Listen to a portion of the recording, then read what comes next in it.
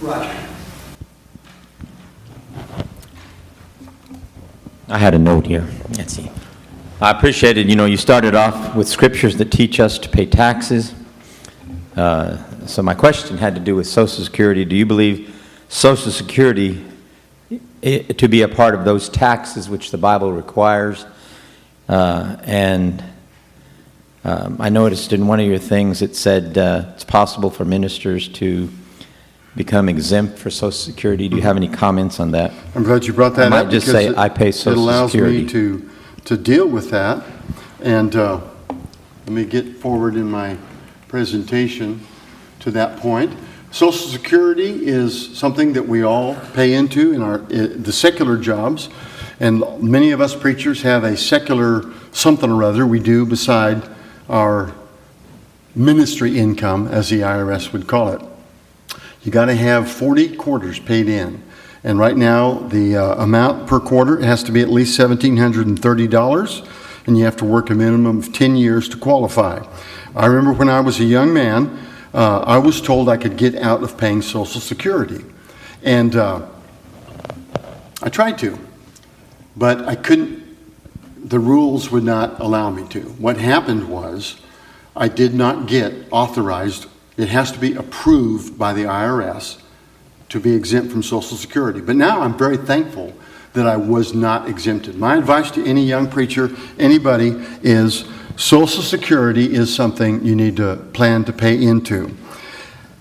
But you don't want to get to retirement age and have to live on Social Security alone. That's a pretty impoverished way to live. What you want to do is have something alongside the Social Security. Now, maybe you think, like that young man I mentioned earlier, the Lord will provide. But sometimes things happen. You are disabled. I remember in 1962, Brother Homer King was filled with a stroke, and he just didn't die and go on to glory. He lived years in a wheelchair, and it was a very difficult situation the brethren out in California had to deal with. That can happen.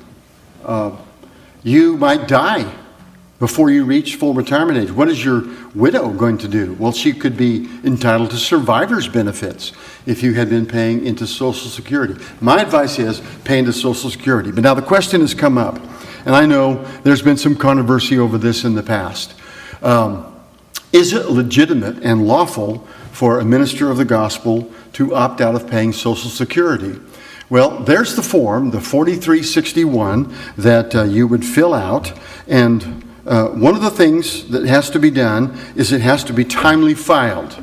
That is what torpedoed me. You've got to get it done within 2 years of when you start your ministerial career.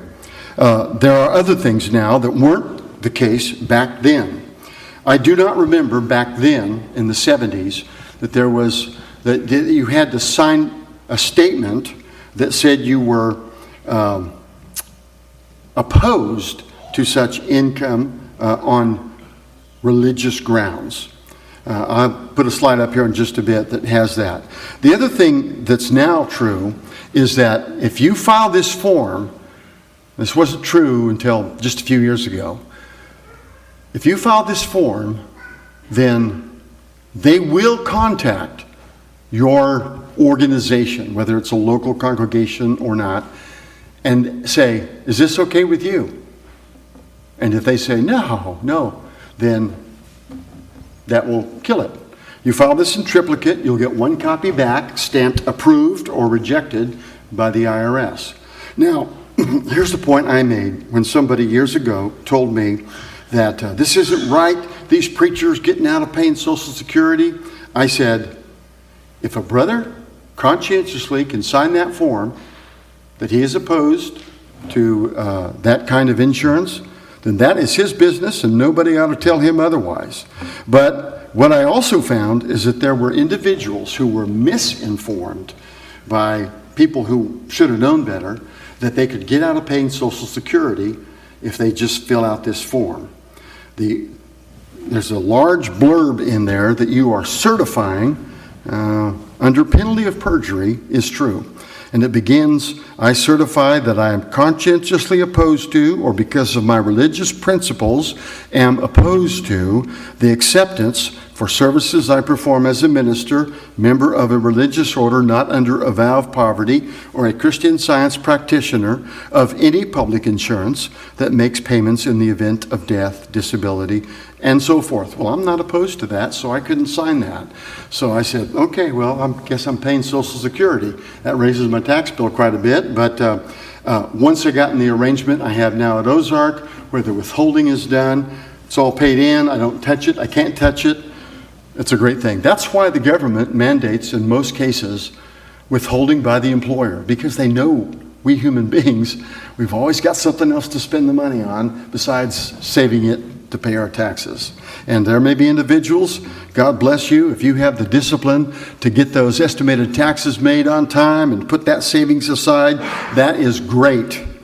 But you are the exception, not the rule. And it seems like there's one other thing I wanted to make a point about on this. Oh, remedying the situation. If you found that you've been approved to not pay Social Security taxes and Medicare tax, because you filed this and it was accepted, but now you think better and you want to do differently, there's been 3 times that Congress enacted a little window of opportunity where you could get out and you start paying Social Security. And I've known individuals who did. Now, I didn't know this until a few years ago, but some of the old-time preachers like Brother Paul Nichols and people of his generation, they weren't required to pay Social Security at all, Social Security and Medicare tax, self-employment tax, until 1968. Before that, they could opt in if they wanted to, but it was a voluntary thing. And then ministers became covered, and an exemption was allowed for those relatively few who did not, because of religious conviction, want to participate in it. But then there were some later who were advised by certain individuals who should have known better that they could get out of paying Social Security, save you a lot of money. Of course, the alternative is you've got to make sure and you've got to be self-disciplined enough to save on your own. And the thinking of some individuals is, well, I can do a better job than the U.S. government, and you very possibly can. But nonetheless, you have to weigh this very carefully. I've got some more information you might want to consider. But as I said, once you're in the exempt status, you can't get out. That's been what I've heard all along. Just within this last 2 weeks, I came across some information in that big book by Richard Hammer. According to the IRS audit guidelines, they actually produce audit guidelines for their examiners. And you can find many of these on the IRS website. According to a certain section of the audit guidelines for ministers, if an IRS auditor finds out that a preacher has opted out of Social Security, but he did so because he was misled or he was ignorant of the law, because he was misled, and on that basis he got his exemption, then they will reverse the exemption. So for the sake of individuals who maybe realize that this was a mistake, that they took this step in the past, that's something that I'm going to have to be looking into, and will be looking into more, probably communicating with these people, church and tax law, and finding out more about it. I also have access to some very good resources through H&R Block, a tax research service. I'll put that before them. And some of those people up in Kansas City, they love a challenge like that. And they'll go after it like a dog worrying a bone, and they will come back with an answer for me. And I hope to have more information about that. I told you I was going to blabber on.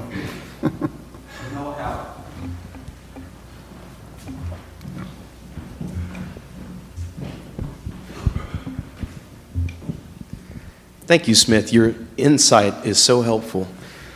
And I have a lot of questions, but I'm just going to stick to one, and that is, You're welcome to call or write anytime. do you have any insights for us on the subject of health insurance, marketplace, health savings accounts? The next slide. All right, let's see it. Okay. Providing health care for a preacher and his family is one of the most challenging parts of preacher compensation.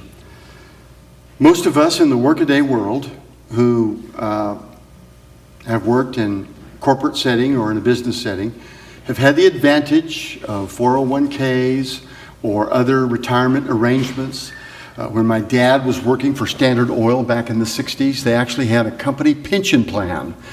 And that went by the boards in the 70s, and they replaced it with a combination of IRAs and what we now call 401ks and such as that.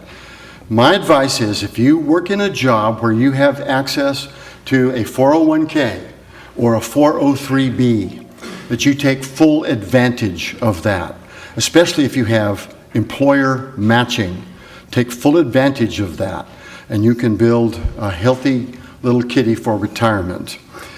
It's the healthcare thing that's a problem for lots of people. If you work in the workaday world, you have healthcare provided through group benefit plans. That makes it very affordable for a corporation and virtually out of the reach of a local congregation. Now, if you're the big denomination that is headquartered in Springfield, Missouri, and what the locals call the Blue Vatican, they are able to provide group health insurance for their ministers.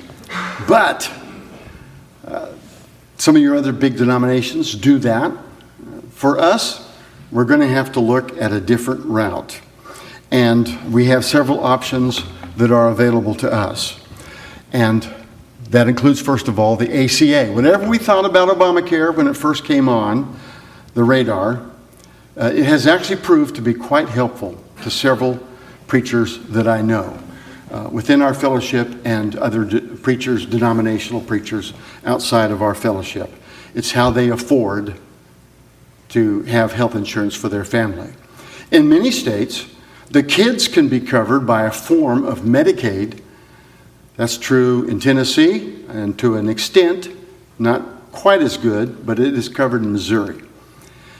And then the parents can go on the Obamacare, or the Affordable Care Act is the technical name for the provisions that allow it.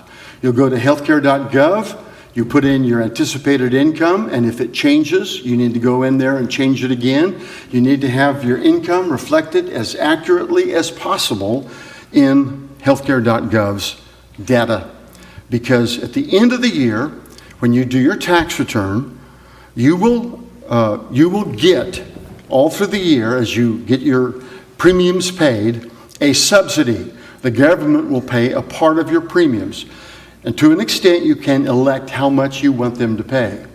And maybe because you're trying to make sure you don't get yourself in a hole, you might cut back on the amount you're getting subsidized by the government to make sure that you don't wind up with having to do a premium tax credit repayment at the end of the year.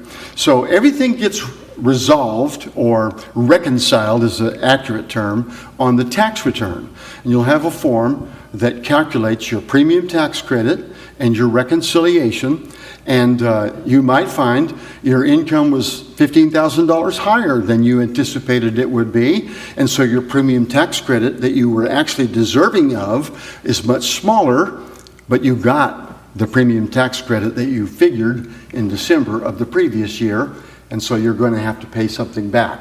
Fortunately, for most working families, there is a limiter on the amount you have to pay back. If, like one individual I had this last year, they basically put in bad information into healthcare.gov. They got a really good subsidy for their healthcare premiums, and then they made over $100,000. Guess what? You get to pay it all back, and there is no limiter. It was a disaster. But lesson learned in that particular individual's case. So there's the ACA. that can be one avenue. A health reimbursement arrangement. I'm not an expert on this, but you can talk to an insurance agent, and we do have them in the church that might be able to help with this, about setting up such an arrangement. Everything I've seen is from the IRS standpoint, talking about what qualifies, and it's a pretty rigorous set of rules that have to be passed. Then there's the HSA with a high deductible health plan. HSA, health savings account, is what I would recommend for a lot of people who may not be comfortable with Obamacare or don't qualify for it. An HSA is where you can put money, it works like a traditional IRA. You put money into an account, and that money is subtracted from your gross income. And then as you need it to pay your deductible from one year to the next, you've got the money to pay the deductible. But you can only use an HSA with that tax-free function if you also have a high deductible health plan in effect while the HSA is in effect. Now, I think a high deductible health plan for an individual is going to be around $3,500, $3,600. Changes from one year to the next. Inflation index brings it up every year. For a family, it's more around $7,000 or so. Now, look, if you get hit with a $7,000, let's say you get hit with a $50,000 health bill, and your deductible is $7,000. $7,000 is manageable. You can get that paid off in a couple of years or so, in all likelihood, but you're going to have a hard time with $50,000. Folks, we've got to the time we can't live without some kind of health insurance. And so as an individual, you need to work hard to make sure you've got that in place. And congregations need to be thoughtful about this and help their preachers with this.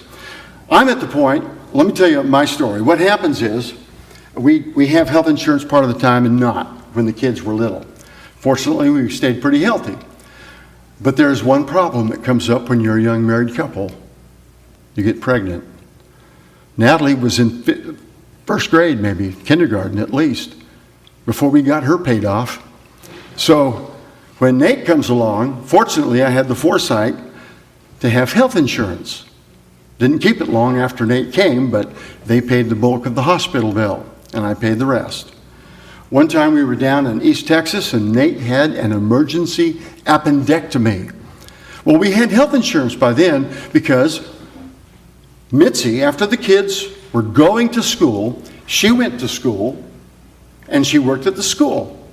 On nice days, she would actually walk with the kids to school. And so we got our health insurance provided through my wife's employment. And fortunately, when Nate had his appendectomy, emergency appendectomy in East Texas, most of it was paid for by the health insurance we had. It wasn't great, but boy, it sure saved us from a catastrophic health bill. And since then, I and the family have all been covered by Mitzi's employment. Now, I'm under Medicare, and that is a good deal. But while I was still on Mitzi's plan, 2017, I was scheduled to be here with Mike Criswell moderating this study. I have open heart surgery on December the 13th. Two things happened to me on December 13th that later proved to be blessings. I got an audit notice in 91, and I had open heart surgery in 2017. The doctor told me, Mr. Bibens, you've dodged a bullet. You've got a 98% blockage on that central artery. We're going to do a bypass. And 2 hours later, they were doing it. So I'm very thankful for December 13th in a lot of ways. But the bill for that, just the part the insurance paid. And remember, oftentimes the insurance negotiates down the bills, was over $250,000. You don't want to have to face that kind of bill. Get that health insurance in place, however you do it. That's enough on that. If you have more questions. Yeah, we have 4 questions in just a very few minutes. All right, you should have stopped me, Doug. I'll blame it on him. No, it's my fault. I'll try to be quick, but I have to make a little caveat before I ask the question. I'm very well taken care of. The church is very generous, so this isn't personal per se. how can churches determine the fair market value of what a preacher ought to be paid? So as they try to find a preacher, what can they look to as, well, here's an example of how much the preacher ought to be paid. And how can preachers advocate for raises with inflation and other things? And sometimes it's very difficult whenever I say, are you getting enough? And we feel like we ought to say, you're doing great. But at the same time, we know the bills we got. So how can we advocate for? And that's especially so when your wife doesn't work. Yeah, it really is a situation where sometimes you need to be honest with the brethren. And my advice is that you just have to do that. You just have to be honest with the brethren. And maybe let them take a peek inside your personal world and see how things are working. Let them know what kind of expenses you have in doing your work. Let them know about the cost of health care. Let them know about the cost of housing, which has, since COVID, been explosive, how much it has gone up. There's a number of guidelines, and I can share some information with you that I have in hand, but basically what you're going to have to do is, I think a good way to look at that is kind of gather up what the congregation, you're going to have people in the congregation who get by on very little. You're going to have people that get by on quite a bit more. Let's say you had 10 families, and every one of those 10 families gave 10% of their income. This is kind of how the synagogue worked, I believe. Then if the Levite or if the preacher gets supported by those 10 families, that's going to work out to kind of be a median income for the whole group. So he doesn't need to be the best paid, surely not. He doesn't need to be the poorest. But we've heard the jokes, poor as a church mouse. Sometimes that has been the case. We barely could keep our heads above water. And that's why to afford paying their tax bills or to afford health insurance, we've had preachers that drove school buses. We've had preachers that have done taxes. So we've had preachers that have done all kinds of other things. I know a preacher that whenever things get in a pinch, he goes back to Home Depot and works a while at Home Depot. But we have to maybe get over our reticence and maybe just be frank with the brethren, because it's in the interest of our family. I told preachers years ago that if you want to continue working full-time in our brotherhood, you better have a real strong congregation that understands about these things, or you got to have in-laws and parents with deep pockets. So I've enjoyed both privileges, actually. So.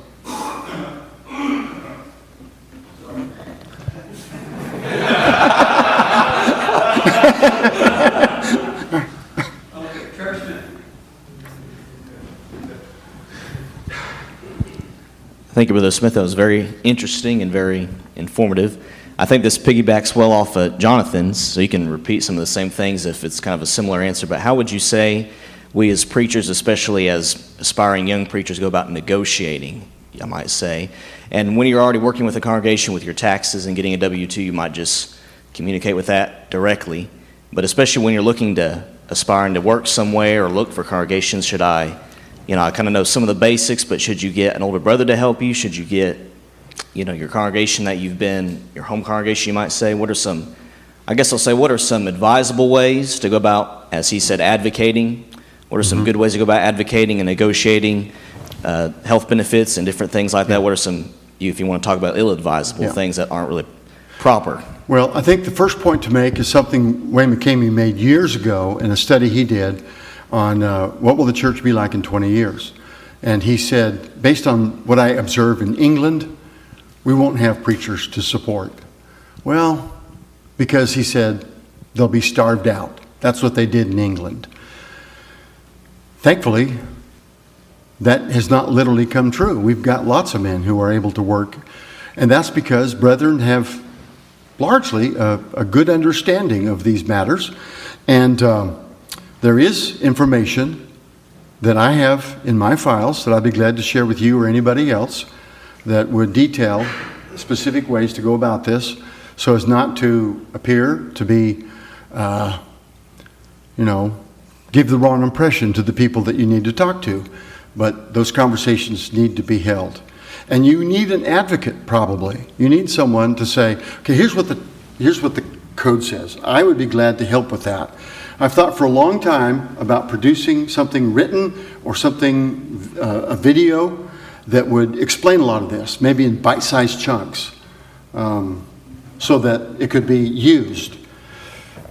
Beverly Worth, the writer of the Minister's Manual that I mentioned at the first, she actually produced a videotape, a 1-hour presentation to present to local leaders so they could understand these things that needed to be thought about in putting together a preacher's compensation package. And it's only fair. When you look at the competition, many of us are working in the Lord's work because we want to. I know that this is the most important work going on in the world today. But I have a hard time seeing my family suffer because somebody doesn't understand how to do things in an appropriate way to make sure I'm adequately supported. I really haven't had much in complaint about that, especially since I've been in the Midwest. But, Smith, we need to move. okay, I'm sorry. We're up over time. and I've got 3 minutes left we've here. got 3 names left. Okay, Please, we'll probably go over. okay.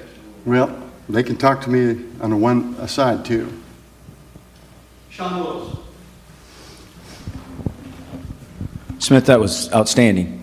Very, very interesting. And so my question actually piggybacks off of the resource portion that you just mentioned. The way things would go based on this discussion, your email and phone will be blowing up immensely. And if I heard correctly, you're one of 5 in that area. That's okay. For that, is there a resource available? Because you mentioned other people who do it but make a mess of it, but there's only a handful of people that you would trust. Is there a way for preachers and leaders to be able to find people in their area that are capable? Is something like that, is there something like that that exists? Yes. If you talk to H&R Block, you ask for someone who's an enrolled agent, and you ask, do you know how to do clergy taxes? Most enrolled agents will, okay? Or any other CPA or tax accounting agency of any kind, you want to find an enrolled agent who knows clergy taxes. In the area in which I live, there are 2 areas in which I specialize, clergy and military. A lot of military individuals. And there are things that can go way wrong if you don't handle that right. So, those are specialities that you can find. There are websites you can find, and some of them charge a pretty penny to put you in connection with somebody. I just make a phone call. Call around. Find someone.